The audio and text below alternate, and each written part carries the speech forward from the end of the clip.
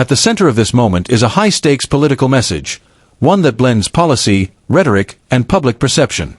A sitting president is not only announcing a major anti-fraud initiative, but also framing it within broader concerns about governance, immigration, and accountability.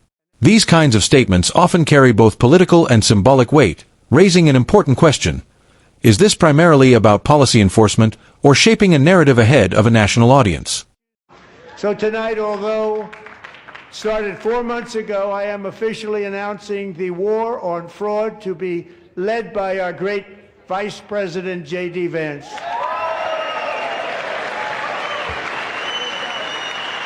The Somali pirates who ransacked Minnesota remind us that there are large parts of the world where bribery, corruption, and lawlessness are the norm, not the exception. But when it comes to the corruption that is plundering, it's plundering America.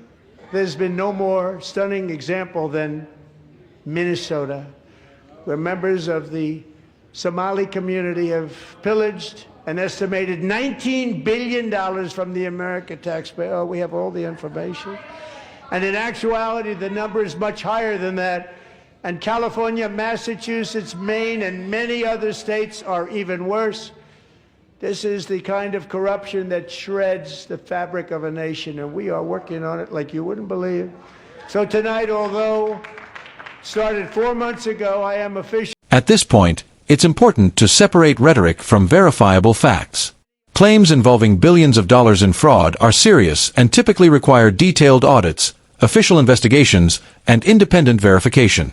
Political speeches, especially during major events like a State of the Union, often amplify figures to emphasize urgency or impact.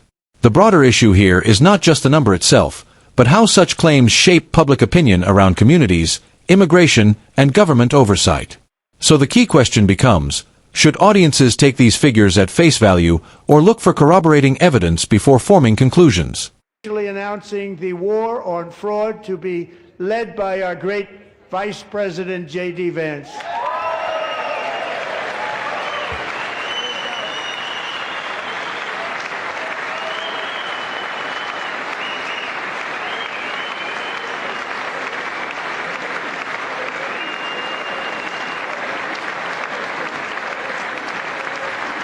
We'll get it done.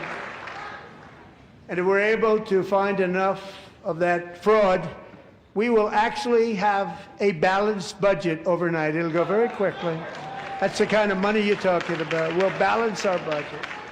The Somali pirates who ransacked Minnesota remind us that there are large parts of the world where bribery, corruption, and lawlessness are the norm, not the exception. Importing these cultures through unrestricted immigration and open borders brings those problems right here to the USA, and it is the American people who pay the price in higher medical bills, car insurance rates, rent, taxes, and perhaps most importantly, crime.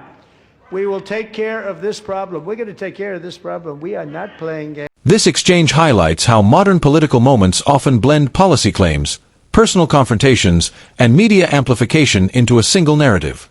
While the speech emphasizes accountability and fraud prevention, it also raises deeper questions about evidence, political framing, and the impact of rhetoric on public discourse. For viewers, the takeaway is clear. Critical thinking matters more than ever. What do you think?